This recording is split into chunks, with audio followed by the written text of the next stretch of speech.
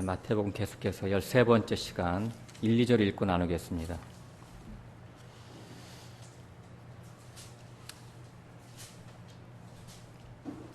제가 오늘 원래는 야곱이 유다와 그 형제를 낳고 이렇게 하려고 했는데 이상하게 설교 준비하는데 더 이렇게 에서에 대해서 얘기를 할 수밖에 없어요. 영감을 주시는 대로 저는 하는 거기 때문에 어쩔 수 없습니다. 한 번 더 읽고 같이 나누겠습니다. 아브라함과 다윗의 자손 예수 그리스도의 족보라. 아브라함이 이삭을 낳고 이삭은 야곱을 낳고 야곱은 유다와 그의 형제를 낳고. 아멘. 말라기를 가서 좀 읽어볼까요? 말라기 1장 1절부터 5절까지 한번 읽겠습니다. 에서에 대해서 나온 얘기 오늘 주제입니다. 에서와 야곱에 대해서. 말라기 바로 뒷장에 있죠. 1절부터 5절까지 같이 읽겠습니다. 여호와께서 말라기로 이스라엘에게 말씀하신 경고라. 여호와께서 가라사대 내가 너희를 사랑하였노라 하나 너희는 이르기를 주께서 어떻게 우리를 사랑하셨나이까 하는도다. 나 여호와가 말하노라. 에서는 야곱의 형이 아니냐. 그러나 내가 야곱을 사랑하였고 에서는 미워하였으며 그의 산들을 황무케 하였고 그의 산업을 광야의 신앙에게 붙였느니라. 에돔은 말하기를 우리가 무너뜨림을 당하였으나 황폐케 된 곳을 다시 쌓으리라 하거니와 나 만군의 여호와는 이르노라. 그들은 쌓을지라도 나는 헐리라. 사람들이 그들을 일컬어 악한 지경이라 할 것이요 여호와의 영영한 진노를 받은 백성이라 할 것이며 너희는 목도하기를 여호와께서는 이스라엘 지경 밖에서 크시다 하리라. 아멘. 오늘 제목이 에서의 발꿈치를 잡아라 이렇게 말씀을 했는데 에서라고 하는 것은 육적인 자아를 얘기합니다. 그래서 발꿈치는 속이는 거니까 육적인 자아를 감쪽같이 속여서 장자권을 쟁취하라라고 하는 그런 말씀이에요, 사실은. 근데 그 말씀을 에서의 발꿈치를 잡은 야곱이다. 이제 성경에서 이렇게 써 있죠. 오늘 우리 두 번째 읽은 말라기, 말라크, 그죠? 나의 사자란 뜻입니다. 하나님의 증인이란 얘기예요. 언제나 하나님이 보낸 선지자인 하나님의 증인은 육적으로 볼 때는 보잘것이 없죠. 왜 그러냐면 육신으로는 후패되었기 때문에 그래요. 이런 자들을 사복음서에서는 갈릴리 출신이다. 우리는 많이 배웠죠. 이런 어떤 말라기와 같은 선지자들은 외모는 주님처럼 흠말 많은 것이 없지만 속에는 참빛을 가졌기 때문에 어둠을 보면 좌우의 날성검을 드러내지요. 그래서 많은 사람들에게 환영받지 못합니다. 결국은 순교당할 수밖에 없어요. 지극히 작은 소자인 말라기가 그 당시에 참 이렇게 말을 했지만 누가 그 당시에 이런 말씀들을 귀담아 들었겠어요. 그 당시는 다 이렇게 닫혀져 있는 거예요. 소수만 구원받는 거예요, 항상. 그리고 믿음의 후대들인 우리들이 그 말씀을 보고 이게 깨닫는 거예요. 마찬가지입니다. 우리가 지금 사랑과 복음 우리가 여기서 몇십 명 안 되지만 지금 외치는 소리도 이 시대에는 빛을 받지 못할 수도 있어요. 저는 기록을 남길 겁니다. 그래서 나중에 우리 뒤를 따라오는 생명의 계대들에게 이어지길 바라는 마음만 갖고 있어요. 항상 그 생명의 사역자들은 당시에는 인정받지 못합니다. 주님도 그랬고 다 그랬어요. 제자들도 다 순교당했어요.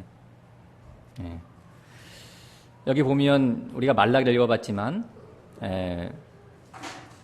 에서와 야곱, 에서는 미워하였고 야곱은 사랑하였다. 이것은 두 성분을 얘기하는 것이죠. 육적인 믿음, 혼적인 믿음을 가진 자는 에서적인 것이고 영적인 소유자, 영적인 믿음을 가진 자는 야곱이에요. 그래서 하나님은 하나님이 정하신 거죠. 하나님 자신의 마음이에요. 육적인 믿음을 가진 자들은 첫사람은 하나님이 태어나기 전부터 로마서에 그랬죠. 로마서 9장에 에서와 야곱이 리브가의 태중에 잉태돼서 나오기 전부터 나는 에서는 미워하였고 야곱은 사랑하였다. 그러니까 그게 맞는 얘기죠. 그죠? 어떤 존재적인 것이 아니라 성분적인 거예요. 근데 이것을 모르고 그 성분적인 믿음을 갖고 살아가면 그 존재적인 것으로 되는 거예요. 바리새인과 서기관들처럼. 그러니까 사실은 여기서 2절에 보면 나는 야곱은 사랑했고 에서는 미워했다. 2절 3절에.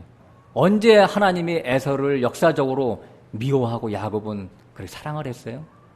역사적으로 볼 때는 반대였죠. 야곱은 두드려 패고 에서는 노타치했죠. 그것이 하나님 게 사랑이라고요. 부부가 지지고 볶고 싸우는 것은 왜 그래요? 그렇죠. 사랑하기 때문에. 상대방에게 기대치와 요구치가 있기 때문에 간섭하는 거예요. 요구하는 거예요. 그 피차 잔소리하는 거예요. 그게 사랑이에요. 그래서 피차 끊을래야 연이 맺어졌기 때문에 끊을래야 끊을 수가 없는 관계가 있기 때문에 달달 서로 피차 볶는 거죠. 사랑의 반대는 그래서 사랑의 반대. 하나님은 에서가 장가들 때 그 아내를 햇사람을 얻든지 둘째 아내를 이스마엘 여인을 얻든지 하나님은 아무 말씀 없으셔. 성경에 보면 잘 먹고 잘 살아 이놈아. 자기 뜻대로 하니까 잘 먹고 잘 살지. 에서가 얼마나 풍요로웠는데요. 야곱은 간섭하고 참견하고 못살게 굴고 둘게 패고 이랬어요. 하나님이. 그죠? 그게 사랑했다는 증거라는 얘기예요. 여기 말라기에. 하나님이 역설적으로 성경을 자꾸 쓰고 계시는 거예요. 부부 사이처럼 하나님은 말씀이 많으세요. 당신의 아내들에게, 당신의 아들들에게. 그래서 하나님 자신이 하나님 별명이 말씀이라니까. 로고스. 예? 잔소리꾼이란 뜻이에요. 그래서 별명이 신학기 처음에 들어가면 여호와 쉐마 그러면 세마. 예? 말씀하시는 하나님 그런 뜻이잖아요. 그러면 뭐가 대단히 많이 아는 것 같아요. 근데 사실은 자기는 귀가 뭐가 하나도 못 듣고 있거든요. 하나님은 잔소리꾼이세요. 성경이 다 잔소리거든. 이게 내 아들아 골로 가면 음녀의 길이야. 글로 가지 마. 사거리에서 조심해야 된다. 눈에 치장하고 입술을 연지꼰지 발랐으면 너 조심해야 돼. 다 그런 얘기거든요. 성경이 처음부터 끝까지. 네. 나 잘되라고 상세히 구원의 원리에 대해서 잔소리하신 것이 성경이다. 이런 얘기예요. 그래서 3절에 보면 에서는 미워하였으며 그럼 내가 에서를 관심밖에 두었다. 그의 산들을 황목해 하였고 그의 산업을 광야의 실황에 붙였느니라. 그들의 산이라고 하는 것은 모임이거든요. 육적이고 혼적인 믿음을 가진 자들의 그 모임, 그 산들을 실황에 붙였다. 그러니까 그들의 정신세계, 영적인 세계를 황무케 했다. 방치했다는 얘기예요. 하나님은요, 끝까지 이렇게 안 따라오는 놈 끌고 가지 않습니다. 딱딱 잘라버립니다. 예? 안 따라오는 놈, 한두 마디 얘기한다며요. 제가 옛날에 7날의 비밀할 때 얘기했죠. 가룟 유다 몇 번 경고했어요. 아마 우리 양영재님 같으면 사랑이 많아가지고 너 임마 화장실로 와, 이 새끼야. 그러니까 두드려 팼을 거야. 이렇게 말을 안 들어. 한두 번 동켜. 마지막이야 이번에. 네, 예수님은 한 2번인가 경고했어요. 가룟 유다한테. 그리고 안 들으면 말로 다 하거든요. 못 알아들으면 너는 안 되겠다. 그냥 앞에 있는 놈들만 끌고 가는 거예요. 네. 주님의 방법이에요.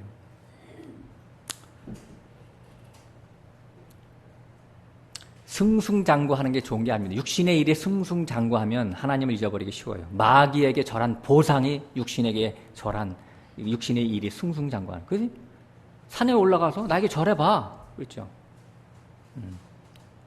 우리는 항상 영적인 민감함을 갖고 살 필요가 있어요.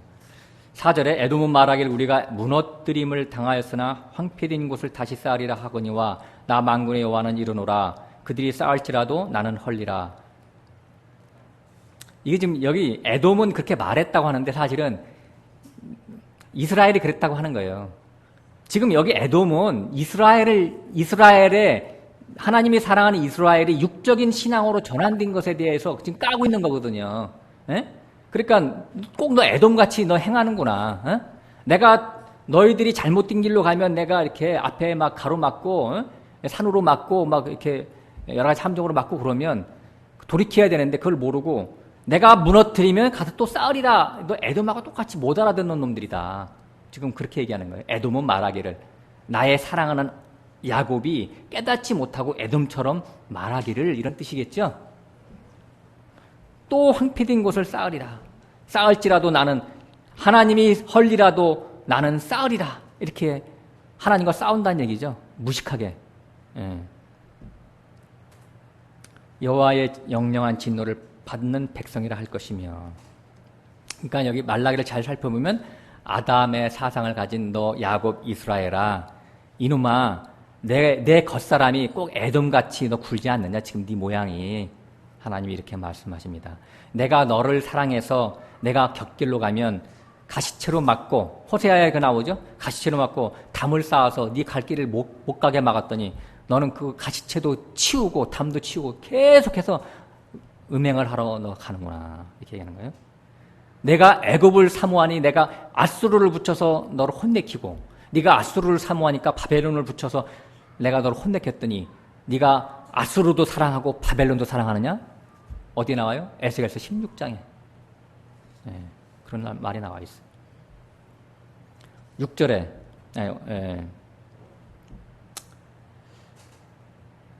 그러니까 5절에 너희는 목도하기로 이르기를 여호와께서 이스라엘 지경을 맡길 것이다. 6절 한번 읽어볼게요. 내 이름을 멸시하는 제사장들아, 나 만군의 여호와가 너에게 이르기를 아들은 그 아비를, 종은 그 주인을 공경하나니 내가 아비일진데 나를 공경함이 어디 있느냐? 내가 주인일진데 나를 두려워함이 어디 있느냐? 하나 너희는 이르기를 우리가 어떻게 주 이름을 멸시하였나이까 하는도다.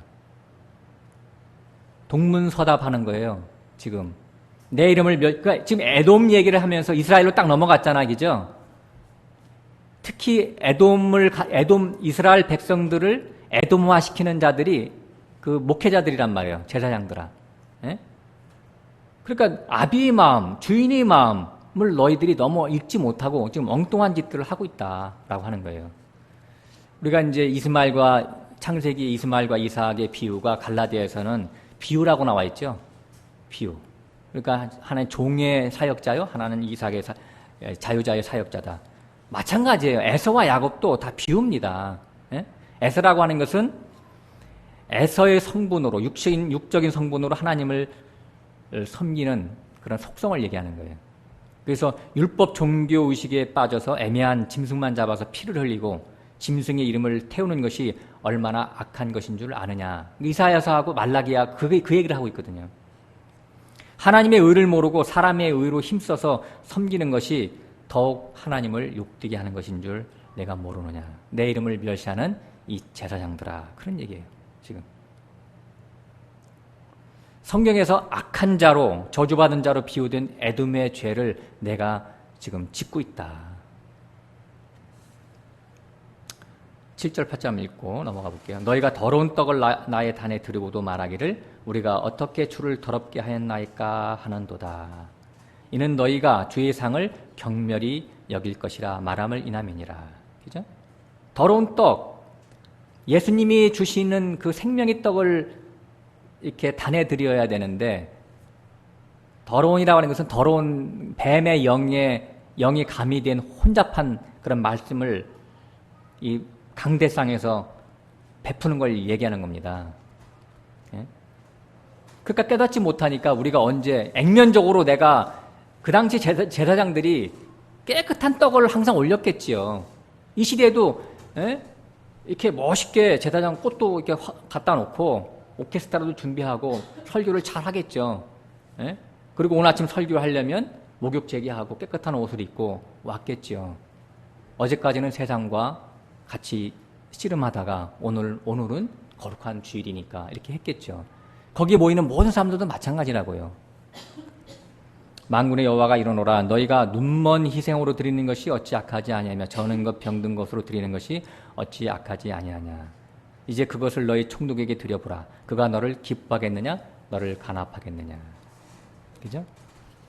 하나님의 어린 양들을 똑바로 가르쳐서 병을 치유해서 하나님 앞에 드려야 되는데 천연적이고 본성적인 이방인의 사상을 그대로 갖고 와서 그거대로 하나님 앞에 예배 드리라고 하는 것이 저는 것, 병든 것 그대로 하나님께 드리는 거예요. 그러니까 예수 믿기 전이나 믿은 후나 변함이 없어. 사람들이 변함이 없어. 왜?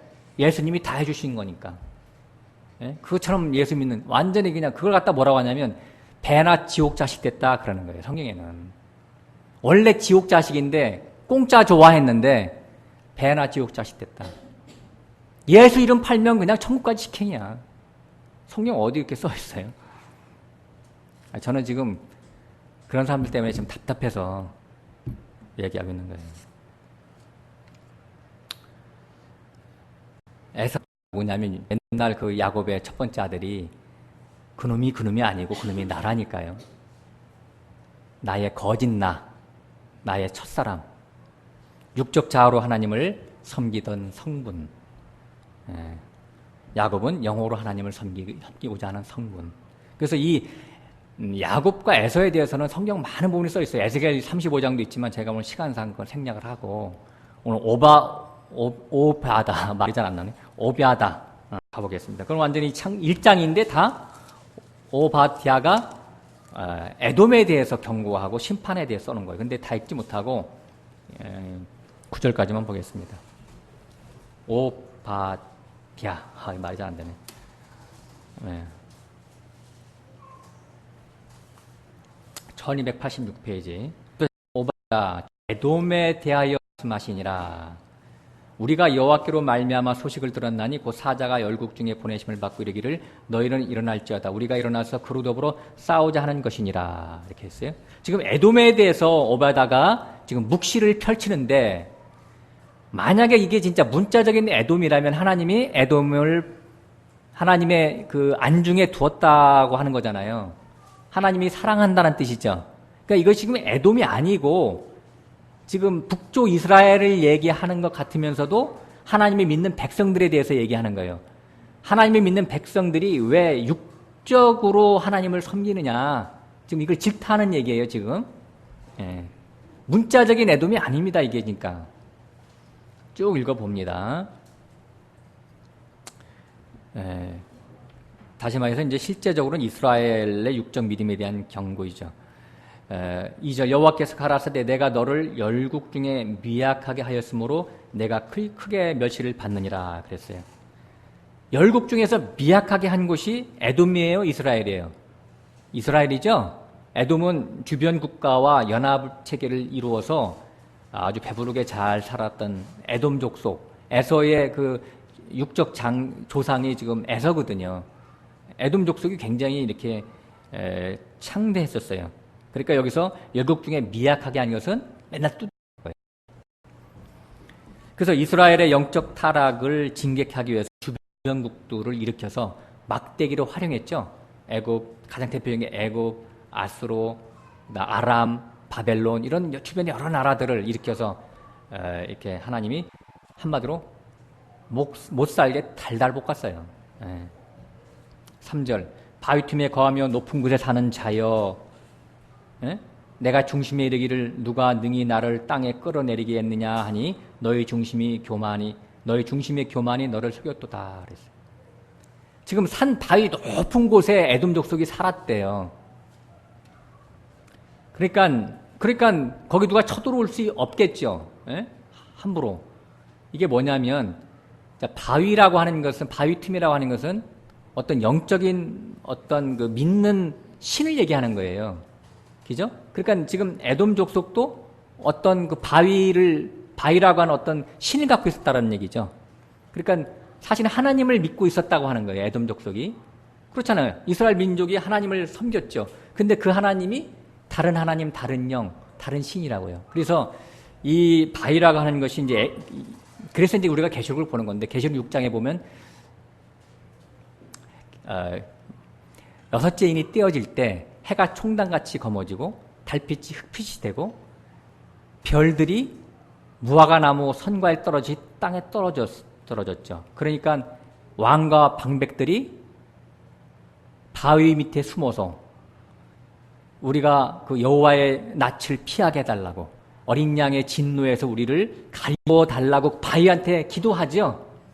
자기네 바위한테. 그러니까 반석이신 참 바위가 있고 거짓 바위가 있어요. 그러니까 바위라고 하는 것은 어떤 영을 얘기하는 거예요. 자기네 보호해주는 산성과 같은 그런 영을 얘기하는 거예요. 하나님을 얘기해요. 신을 얘기하는 거예요. 그러니까 여기서 그들이 바위 틈에 거하고 높은 곳에 그러니까 높은 곳이라고 하는 것은 어떤 영적인 존재라고 하는 거예요. 그러니까 여기서 말하는 에돔이라고 하는 것이 안 믿는 에돔 족속이 아니라 믿지만 육적으로 하나님을 섬기는 자들에 대한 통칭이 여기서 에돔이라고 나왔다라고 하는 거예요. 예. 이해되셨죠? 예. 5절, 4절 내가 독수리처럼 높이 오르며 별 사이에 깃들일지라도 내가 거기서 너를 끌어내리리라 나 여호와가 말하였느니라. 그렇죠? 높은 곳에 피해서도 그 교만을 하나님이 다 심판하시겠다.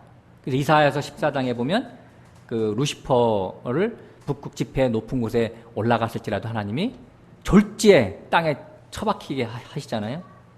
교만은 패망의 선봉입니다. 5절 같이 한번 읽죠. 시작. 혹시 도적이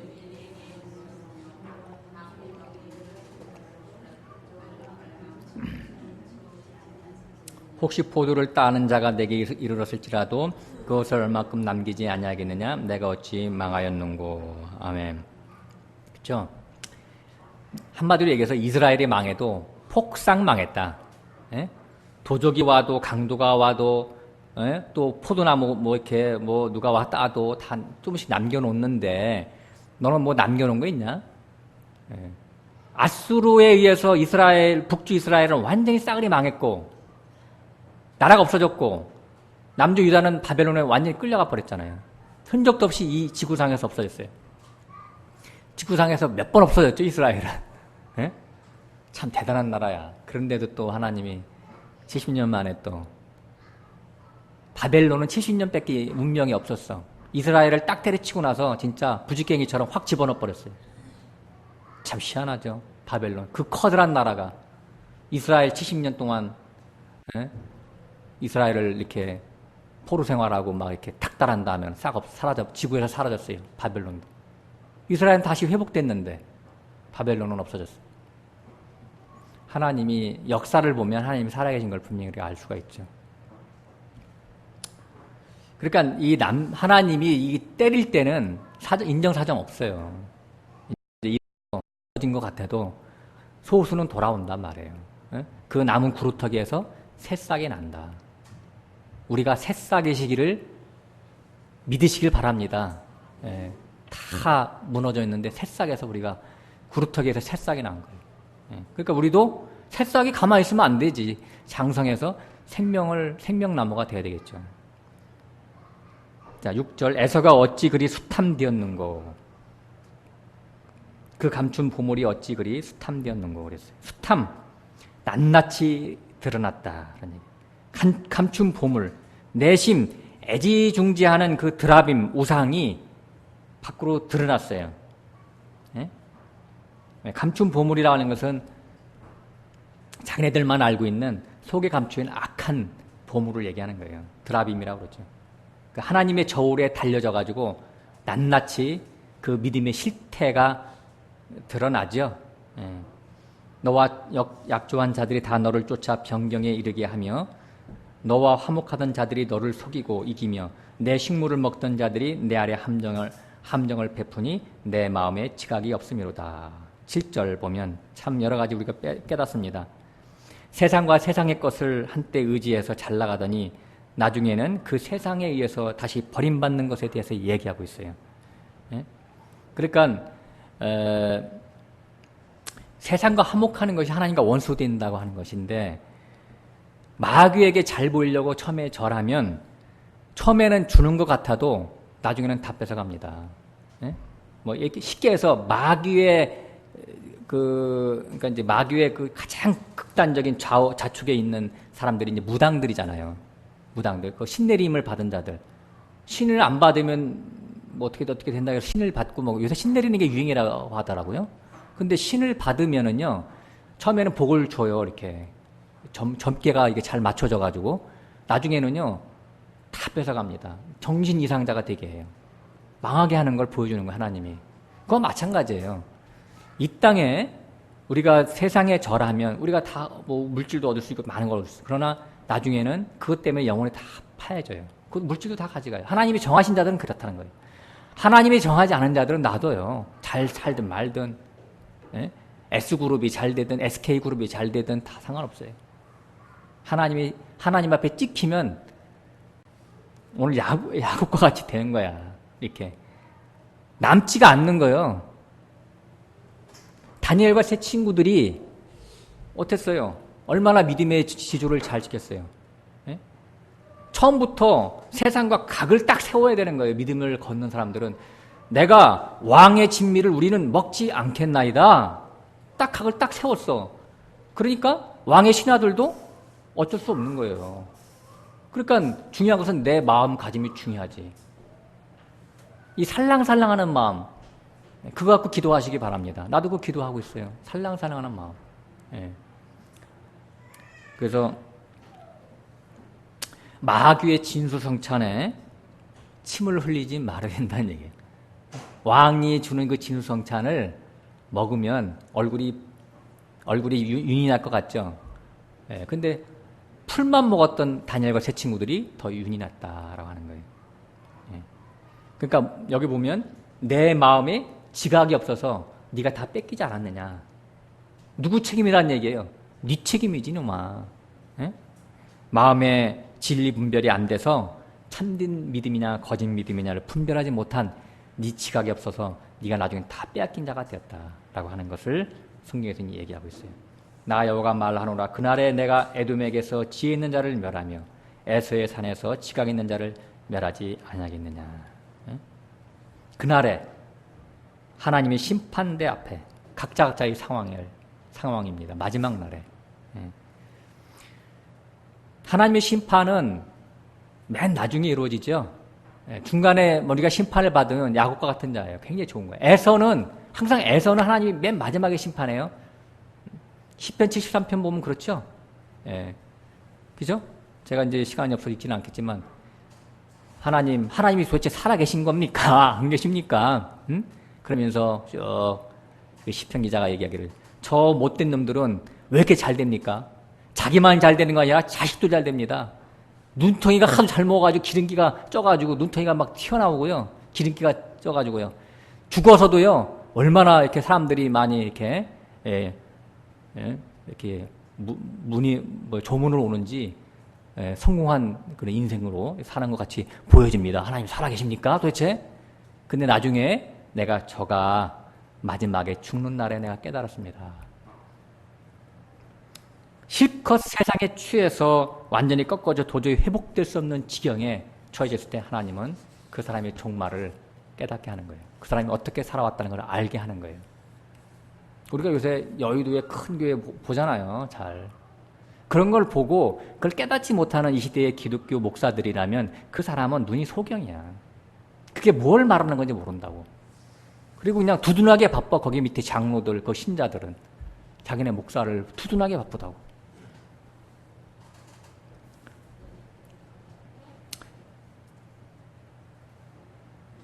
에돔에서 지혜 있는 자, 에서의 산에 있는 자 이런 것은 그 이제 말씀을 가르치던 자들이 심판받는 것에 대한 얘기인데 복음서에 보면 왜 헤롯이 한 번은 높은 곳에 올라 백성들 앞에서 이렇게 연설을 하다가 자기가 내가 다 표효하다가 표효라고 써 있죠. 표효라고 하는 것은 사자가 막 이렇게 울 때 그 표효거든요. 어? 내가 세상의 왕이야 이렇게 사자가 정글의 왕이야 그렇게 할 때 표효라고 하는 말을 쓰는데 그 헤롯이 내가 이것을 다 이루었지 이렇게 했다라고 하는 거 아니에요? 그래서 어떻게 했다고요? 헤롯이 충이 먹어 죽었대요. 예. 충이라고 하는 것은 어떤 하나님이 보낸 그 마귀의 사자의 침을 받고 병들어서 죽은 거예요. 그 영적인 병에 들어서 죽은 것을 표현하는 거예요. 육적인 것은 하나님은 노타칩니다. 헤롯 왕이라고 하는 것은 잘 아시다시피 헤로에이도스, 영웅 형상을 가진 거예요. 육적인 신자의 대표예요. 그게. 에돔은 멀리 있는 게 아니라 이 시대에도 많이 있어요. 에돔 성분을 가지고 에돔의 존재적인 삶을 살아가는 자들. 그래서 에돔이라고 하는 것, 혹은 에서라고 하는 것은 육적인 것, 세상적인 것, 마귀적인 것의 총칭입니다. 그게. 그래서 이 에돔을 다른 말로는 육적인 자라고 그래요. 자아라고 하는 것은 타고난 본성, 천연적인 본성을 자아라고 그러죠. 그래서 주님은 나를 따르려거든 자기를 부인하고 자기 십자가를 지고 나를 따를 것이니라. 자기를 부인하라는 것이 그 자아, 육적인 자아를 부인하라고 하는 거예요. 그 십자가를 지고.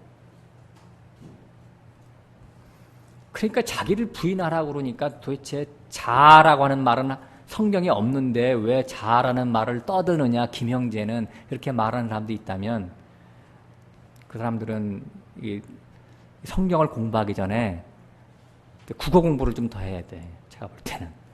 국어를 공부를 잘해야 사실은 성경도 잘 볼 수가 있어요.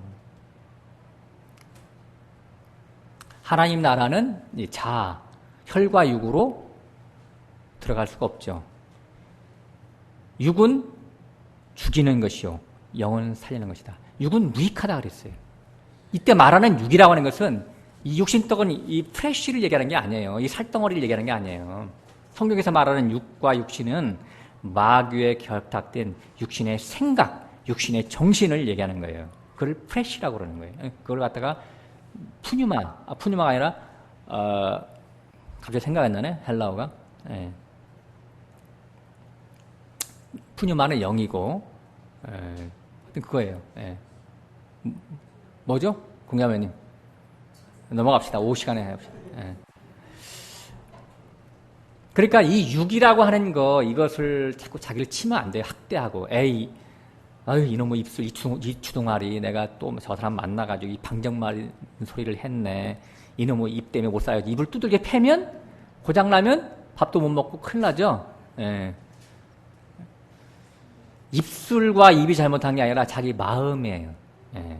말이라고 하는 것은 마음에서 모아진 것이 밖으로 나오는 거죠. 그래서 입술은 무지해. 때리면 안 돼. 예? 사고나. 그래서 이게 문 닫으면 완전 죽어버리니까. 예. 그래서 모든 게 마음에서 비롯되기 때문에 무릇 지킬 만한 것보다 내 마음을 지켜라. 생명의 근원이 내 마음에 있느니라. 그랬어요. 적어도 영적인 사람은 어떤 생각이 떠오르면 그 생각의 출처를 잘 알아봐야 되겠죠. 이것이 하나님께로부터 온 생각인지 혹은 마귀로부터 온 생각, 그건 이제 육으로부터 온 생각인지, 로마서 8장에는 육신으로부터 온 생각인지, 육신의 소욕인지, 그리고 마귀로부터 왔다는 얘기예요. 그것을 잘 판단해야 돼요. 그래서 누가 이 말을 떠오르게 했는가, 이 생각을 떠오르게 했는가. 근데 그 점검하지 않으면 팍 튀어나오거든요. 여기까지 왔다가. 누가 그 말을 나에게 넣어주었는가 살펴봐야 됩니다. 그래서 성령의 주체가 되지 않은 말과 행동은 즉각 멈추고 바르게 분석하고 처리한 후에 은혜가 되는 말과 생각만 채택해서 사용해야 되는 거예요. 이것이 영적인 사람이에요. 영적인 사람이라고 해서 처음부터 끝까지 다 완벽한 그런 예수님과 같은 사람이 아니기 때문에 우리에게 그걸 보여주는 거예요. 훈련이 필요한 거예요. 그래서 이런 훈련을 만약에 이런 훈련을 무시하는 사람이 있다면 그건 완전 무식한 사람이에요. 왜 학교가 있어요? 왜 학교가 있어? 학교라고 하는 것은 다 훈련하는 곳입니다. 왜 군대가 있어요? 다 훈련하는 곳이죠. 싸움을 잘하라고 군대 훈련시키죠. 근데 영적인 세계에서 왜 훈련이 없다라고 얘기하는 거예요? 그건 인본주의라고 얘기하는 거예요. 영적인 세계에서 훈련을. 그건 무식한 놈들이지 진짜. 아 진짜 인본주의가 뭔지를 너무 몰라서 그런 거예요. 그게. 혀를 잘 사용하는 것을 이거 훈련받지 않으면 사람 다 죽입니다. 그죠? 혀는 칼집에 꽂혀 있는 비수예요. 그렇죠? 칼집에서 칼이 나오면 잘못 휘두르면 야고보 선생님 그랬어요. 혀가 비록 작지만 온 산을 불태운다 그랬어요. 마귀의 사자입니다. 혀가. 이게 좋은 말 하는 것보다 나쁜 말 할 때가 더 많아요. 그래서 영적인 사람은 혀를 조심해야 돼요. 말을 많이 할 필요가 없어요. 예. 저도 이렇게 말을 하고 한 거 하루 종일 이렇게 어느 날 이렇게 돌아보면요. 8대2 정도예요. 좋은 말은 8, 2, 나쁜 말은 80%. 그러니까 말을 안 하는 게 더 좋아요. 저는 그래서 말을 별로 안 하고 살아요. 뭐 설교도 뭐 일주일에 한 편, 옛날에 3편 했지만. 그러니까 지금 뭐 일요일 날 어떨 때 오면 입이 막 굳어. 그래서 제가 어떨 때는 아침에 껌을 씹고 올 때가 있어요. 예? 혀가 잘 굳어가지고 말을 별로 안 하니까. 말할 사람도 없고 누가 만나지를 않으니까. 예. 또 만나면 뭐합니까? 동창들 만나면. 만나도 뭐 영이 틀리는데 기쁨이 없는데. 예. 사람의 천연적인 본성은 모두 자아중심적이죠. 육적이죠. 이게 마귀적인 것들이에요. 그래서 거기서 떠오르는 내용들은 다 좋지 못한 것들이죠. 그래서 영적인 통찰력으로 먼저 이것을 자기 속에 있는 것을 분별하고 밖으로 발설할 때는 타인에게 생명이 되고 유익이 되는 그런 사고와 감정으로 하는 그런 습관을 들여야 되는 거예요. 이것이. 그러니까 그것을 만약에 잘못될 때마다 한 번씩 어디 가서 교관한테 가서 의다 터진다면 얼마나 잘하겠어요, 훈련이? 안 터지고 있으니까 지금 잘 못하고 있는 거야. 제가 만약에 우리 성도, 우리 형제님들을, 자매님들하고 어디, 한 2박 3일 어디 만약에 세미나 간다면 저는 이거부터 할 거예요. 아침 타이밍 딱 설교한 다음에 오전 점심 먹을 때까지 침묵의 시간. 저는 그런 걸 할 거예요. 그러니까 너무 기대하지 마세요. 저랑 같이 하는 거. 저는 그런 걸 해봤어요. 굉장히 좋습니다. 깊은 산에 가서요. 아무도 없는 데 가서 오전 한 타임 딱 하고 또 침묵의 시간. 오후에도 침묵의 시간 한 3시간 정도. 와, 진짜 거의 산신령이 된 느낌이에요. 말하지 않아. 다 눈으로 얘기해. 막 필요한 거 있으면 눈으로. 심지어는 써서 얘기해. 이렇게. 나머지는 다 그냥 저기 한적한 곳에 다 처박혀서 그냥 자연과 새와 나무와 하늘과 이런 걸 보고 그냥 묵상하는 거예요. 말하지 않으려니까 떠나야지. 사람들과 사람들. 그런 시간을 얼마나 좋은 건데, 그게. 어디 가서 뭐 말씀 듣고 뭐 지지고 볶고 맛있는 거 해 먹고 아무 쓸데없는 짓입니다. 그거 다 그것이 인본주의야. 그것이. 네. 이런 것을 습관화되면요, 이것이 나중에 인격화돼요. 인격화. 본성이 바뀌는 거 이렇게. 그 인격으로. 인격이 뭐 우리가 신성한 인격, 하나님의 주님의 신성한 인격을 뭐 본받아 맨날 말로만 떠드는데 솔직히 뭐란 얘기예요? 그게. 지식만 딱 들어가면 신성한 인격으로 바뀝니까? 예? 내가 수학 문제를 눈으로 막 봤다고 풀립니까? 수학 문제는요, 손가락과 엉덩이로 푸는 거예요. 그거 다 아시죠? 예? 예. 내가 해보지 않으면 절대 안 풀리는 게 수학 문제야. 영적인 세계도 마찬가지입니다. 내가 안 해보면요, 절대 안 됩니다. 내가 실제 삶 속에서 부딪혀서 나가서 그 사람과 아픔 가운데 때 돌아와서 내가 주님, 내가 왜 이렇습니까? 그 아픔을 갖고 하면 그 진솔하게 내어놨을 때 그 변화가 되는 것이지. 전 변화 하나도 안 돼요. 그게 없으면. 진정성 없으면요. 그러면 이방인과 뭐가 틀려? 하나님에 대한 지식은 갖고 있지만 쓸데없는 지식이죠, 이게. 생명이 안 되는 거예요, 이게. 그래서 생명은 죽음을 통해서 오는 겁니다. 맨날 말로 해도 이게 안 되잖아. 사람이 말 앞에서 신중한 사람이 되는 거, 말이 온전한 사람이 되는 거, 그것이 바로 구원받은 사람이에요. 네? 우리의 생각과 마음속은 귀신이 점령하고 점거하고 있어요. 귀신이 대못을 꽉 박았어요. 자기 영을 여기다가. 네? 그 생각을 누가 지배하고 있어요? 마귀가 지배하고 있어요. 그래서 가룟 유다의 속에 마귀가 예수님을 팔려는 생각을 집어넣더라. 그랬죠? 그런 표현이 있죠? 그 생각을 마귀가 집어넣는 거예요. 그러면 그때부터 가룟 유다는 마귀의 종이 되는 거예요. 순식간에. 가룟 유다는 6째 날 사람입니다. 그런데 그가 생명력이 적으니까 마귀의 종으로 변화됐어요. 예.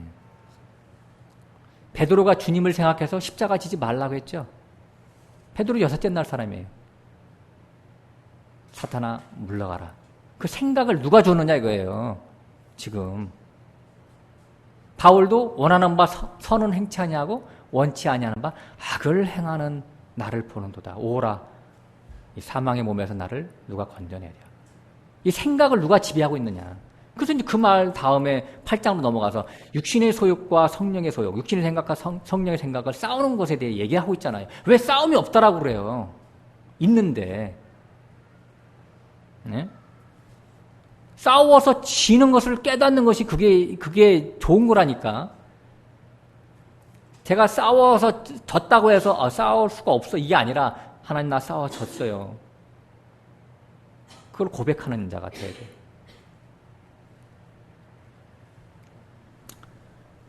왜 부부간에, 가족간에, 혹은 이웃간에, 성도간에 이렇게 선을 행치 않고 원치 않은 악을 서로 행하느냐. 언제나 사랑하고 싶고 감사하고 싶고 말씀을 지켜 행하고 싶지만 그 현상, 반대 현상만 나타나냐. 그것은 바로 나의 생각을 사단이 지배하고 있기 때문에 그렇다고 하는 거예요. 나의 옛사람은 마귀 겁니다. 그래서 이게 준 거예요. 나의 옛사람을, 첫 아담을. 그러므로 구원이라고 하는 것은 본성을 바꾸는 거예요. 예?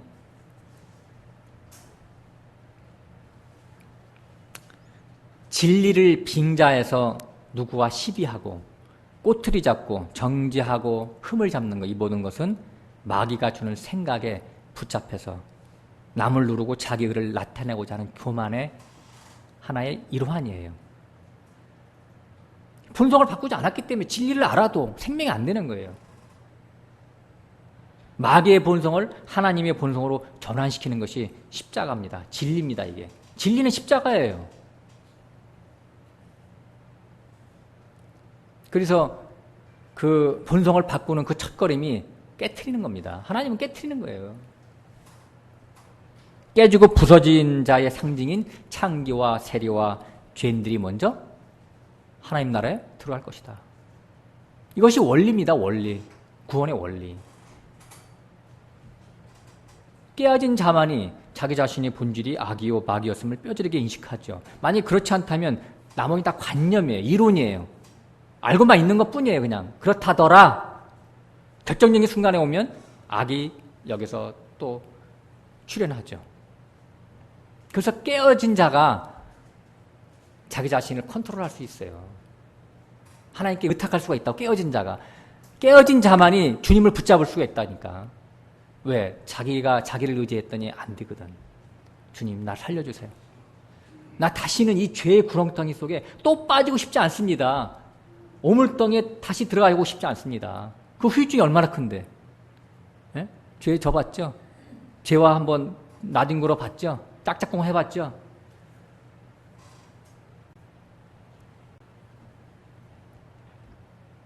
사람의 본성은 마치 흰 천에 검은 물을 들이는 것과 같이 악한 것으로 이렇게 빼도 박도 못하게 조성돼 있어요. 악한 귀신이 강력한 또아리를 틀고 있는 그런 상태, 그런 것들이 바로 옛사람의 본성입니다. 이런 상태가 변화되지 않고 하나님을 섬긴다고 하는 자들이 다 종교인들이죠. 말로는 믿는다고 하지만 보이는 것을 위해서 살고 당장 눈에 보이는 어떤 결과에 매여 있는 자로 사는 이런 자들. 이런 사람들은 지난주에도 잠깐 제가 말씀드렸지만 눈에 보이는 현상 세계에 집중해 살죠. 그러나 원숙하고 성숙된 자는 보이지 않는 것에 소중성을 알고 사는 자들입니다. 왜냐하면 영적인 세계의 실상을 보는 그런 해안이 있기 때문에 그런 거예요. 다. 그래서 히브리서에 보면 모든 보이는 것은 보이지 않는 것으로부터 왔다라고 그래요. 왜냐하면 그게 무슨 말이냐면 보이는 세계는 보이지 않는 세계를 증명하기 위해서 우리에게 가시적으로 모형적으로 이게 펼쳐놓은 것이지 그게 가짜다라고 하는 거예요. 현상일 뿐이다라고 하는 거예요. 실상이 아니다라고 하는 거예요. 실상과 현상의 차이는 잘 아시죠? 현상은 그 사진을 현상이라고 그러죠. 현상이라고 하고 실상은 어디 가서 진짜를 찍었잖아요. 실상은 저쪽에 있고 현상은 여기 있는 거예요. 항상. 근데 우리는 현상을 같이 현상에 잡혀서 현상이 실상인처럼 살고 있죠. 이것이 안타까운 거 주님은. 그러니까 우리가 성경을 봐도 남의 지식 그렇다더라라고 하는 그런 남의 지식을 갖고 사는 자들은 이 성경이 실제로 자기에게 공감이 안 올 때가 많아요. 이 볼 때는 그런 것 같은데 실제적으로 실제 상황인 나의 상황으로 돌아갔을 때 내가 여기서 하나님 말씀을 잘 들을 때는 들어가서 우리 시어머니한테 잘 대해줘야지 이렇게 생각을 합니다. 근데 가가지고 어머님 식사하셨어요? 그러면 그래 오냐 나 밥 먹었는데 너 먹었냐? 이렇게 하면 나도 참 고운 말이 나갈 텐데 전혀 의외의 말이 나와. 나는 정성껏 좋은 말을 했는데 저쪽에서 뭐라고 먹든지 말든지 뭐 상관이야? 이렇게 하면 그럼 내가 여기서 또 나도 악이 나간다고요. 그때 조심해야 되는 거야. 내가 죽었는데 내가 왜 말이 많아 이렇게 이거 갖고 싸우시기 바랍니다. 다른 게 아니고 싸움이 뭔지를 모르는 분들 때문에 내가 예를 드는 거예요. 그것을 아무렇지도 않은 것처럼 살지 마시라고 하는 거예요. 싸움이 너무나 이렇게 일상화되기 때문에 또 싸워. 그거 안 되는 거라고요. 평강이 있어야 돼. 은혜가 있어야 돼. 은혜를 끼치는 자가 돼. 상대방의 빚을 갖고 오면 다윗처럼 피하라고 그랬지. 같이 집어 던지라고 안 했죠.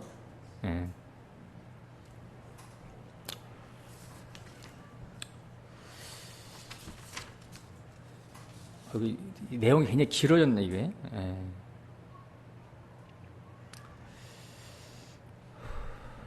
하는 데까지만 하고.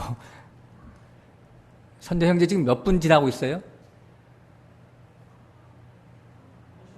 1시간 지났어? 몇 분이야 거기? 그럼 50분이에요?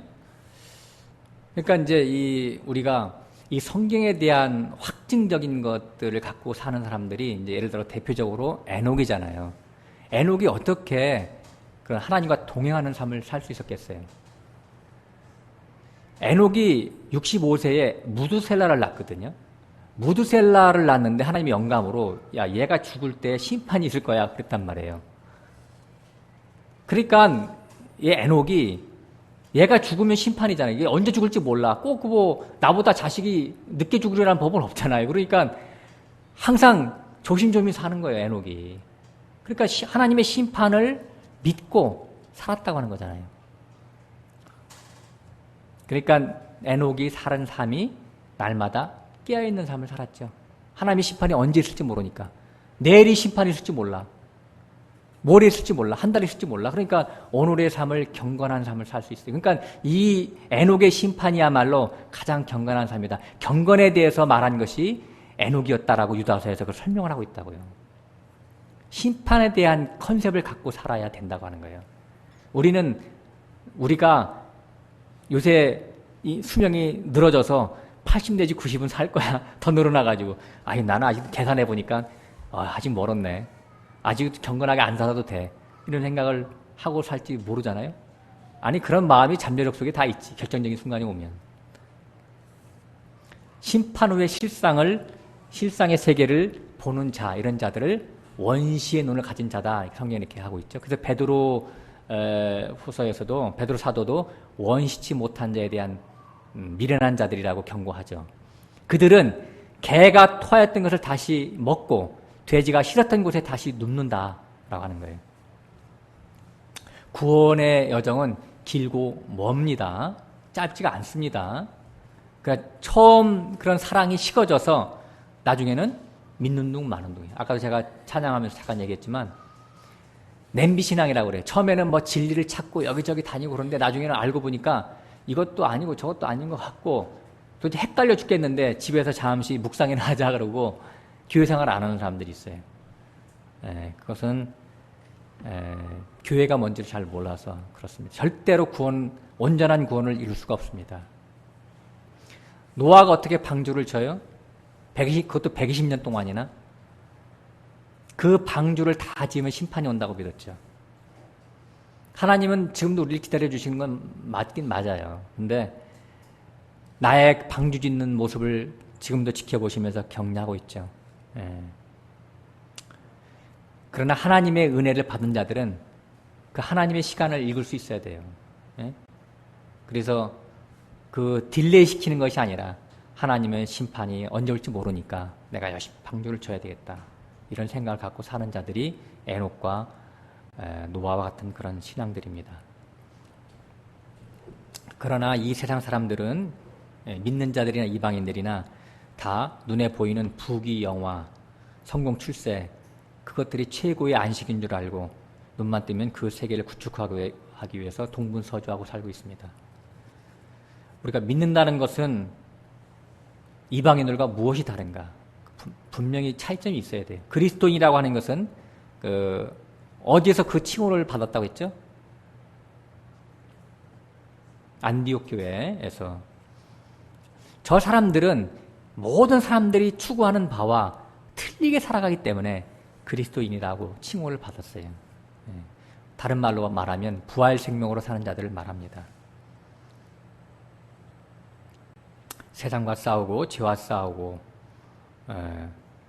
또 율법과 싸우라고 외쳤더니 여기가 웬 절간인고라고 떠드는 사람들이 있어요. 왜 율법으로 돌아가지? 라고 하는 사람들이 있어요. 근데 야고보서에 보면 그 야고보 사도 만나면 그러나 박살납니다. 야고보서에 보면 이놈아 나는 행함으로 내 믿음을 보일 테니 너는 네 그럴듯한 믿음을 허울 좋은 믿음을 어떻게 나에게 증명할 거냐 이렇게 얘기합니다. 행함이 없는 믿음은 소리나는 꽹과리입니다. 거기서 말하는 행함이 뭐예요? 거기서 말하는 행함은 어느 목사 말이 들리면 아무것도 안 하는 게 행함이래. 그런 아주 역설적인 그것은 진짜 노벨 문학상감이야. 그 정도로 만약에 했다면 아무것도 행하지 않는 것이 행함이다. 성경을 뒤집는 얘기죠. 죽은 믿음입니다. 행함이 없는 믿음은 십자가를 지지 않는 믿음입니다. 이 모든 것이 다 자아가 처리받지 못해서 나온 얘기들이에요. 마귀와 결탁된 교묘한 자아를 누가 밖에서 드러내고 고발할 수가 있겠어요? 누가 이러한 믿음과 아는 것이 화합지 못한 이 거짓된 믿음을 누가 드러내고 심판할 수 있겠어요? 이 자아와 결탁된 이것을 모두 다 위장하고 은폐하고 두둔하며 오히려 자아를 양육시키기 위해서 형형 색깔로 페인트칠을 하고 그 자기 자신을 이 속임의 주체로 더 이렇게 포장해 가는 그 자아를 그 자아가 바로 사단의 본거지라고 얘기할 수 있는 자가 누가 있겠어요? 우리의 주적이 너의 옛사람이라고 누가 얘기할 수 있겠냐고요. 우리 대한민국의 주적이 어디예요? 미국이에요? 북한이에요? 얼마 전까지만 해도 미국이라고 얘기를 많이 하더라고요. 우리의 주적은 북한입니다. 우리의 우방 동맹은 미국이고 우리가 그 북한에 쳐들어왔을 때 미국이 없었으면 우리는 지금 그죠? 이런 우리가 세계를 살 수가 없어요. 은혜를 입은 나라예요, 미국은. 근데 미국 보고 주적이라고 그래. 행함이 우리의 구원의 핵심인데 행함을 하면은 그것이 우리의 믿는 자들이 은혜의 주적이라고 말하는 자들이 있다니까요. 우리의 주적은 자아라고요. 자아. 예? 참 나의 주적은 나의 거짓 나예요. 나의 옛사람. 그래서 이 진리라고 하는 것은 십자가를 드러내는 거예요. 예. 그래서 이 십자가를 통해서만이 하늘을 향하든 땅을 향하든 사망을 향하든 속성이 하늘을 향하고 영을 향하는 삶으로 전환시키는 겁니다. 여기 참 중요한 부분들이 남았는데 어디 끝내야 되는지 모르겠네. 이거를 하려면 한 15분 정도, 10분 정도 걸리는데.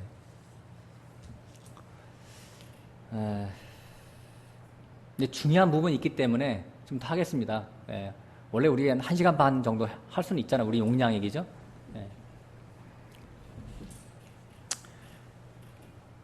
십자가에 대해서 이제 얘기를 하겠습니다. 주님의 십자가는 마귀를 속이는 최대 이벤트였어요. 마귀의 사망 권세를 역이용한 대반전이었어요. 주님의 십자가가. 그러니까 사단이 볼 때 하나님의 아들을 죽이면 모든 것이 끝나는 줄 알았죠. 그래서 모든 수단을 동원해서 십자가로 처형을 시켰는데 하나님은 이것을 이용해서 자기 자신의 육신의 껍데기를 벗고 부활 생명으로 탈덕했어요. 그러니까 하나님을 다시 하나님 되게 만드는데 마귀의 힘을 이용한 거예요. 하나님의 지혜죠. 하나님이 속인 거예요. 마귀는 선악과로 사람들을 속여서 자기를 종삼는 것이 마귀의 방법이라면 육적인 존재로 타락한 사람을 다시 하나님의 종, 의의 종, 빛의 아들, 생명의 아들로 자유자의 아들로 만드는 것이 십자가라고 하는 거예요. 서로 피차 속이고 속는 거예요. 마귀도 속였고 하나님도 마귀를 속이는 거예요. 민수기 21장에 보면 불뱀에 물려 죽어가던 자들을 살리는 비책에 대해서 나왔어요. 뭐라고 했죠? 놋뱀을 만들어 장대에 매달고 그걸 쳐다보는 자마다 산다 그랬어요. 불뱀이 뭡니까? 불뱀이 날아다니는 뱀이에요? 불뱀이? 불 붙은 뱀이에요? 그런데 그게 번역이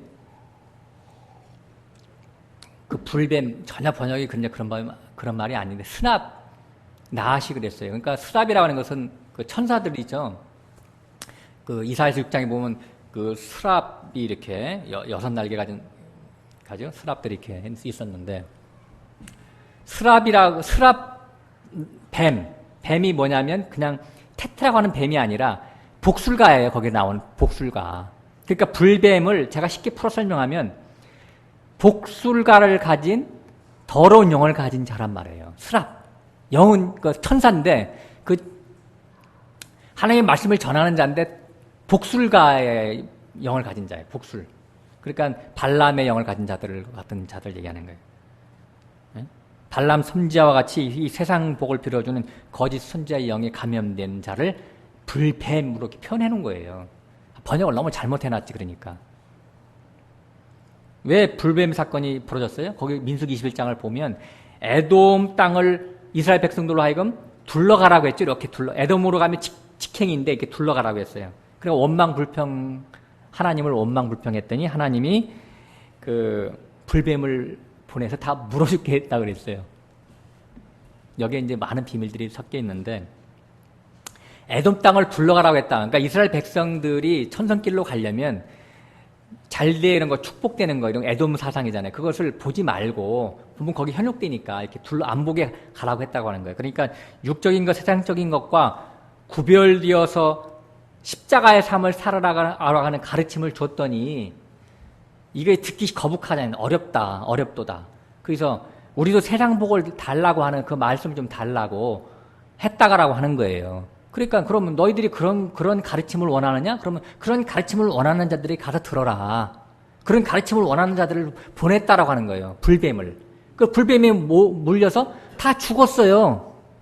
영이 죽었다라고 하는 거지. 영적으로 다 죽어버렸다고요. 그러니까 이제 액면상으로 모세가 거기는 써야 되니까 모세가 그들을 위해서 기도하니까 놋뱀을 만들어서 달아내면 쳐다보면 산다 그랬어요. 이것이 비밀이죠. 놋뱀. 육신의 생각, 자아, 그것은 장대에 매달아서 십자가에 매달아서 철회해야 산다라고 하는 거예요. 그래서 이것이 십자가를 통해서만이 육과 영이 분리되어 사는 이치를 예언적으로 보여준 거예요. 그래서 주님의 십자가는 세상과 죄와 이기는 그 십자가가 그 상징이잖아요. 육과 영이 분리되는 거예요.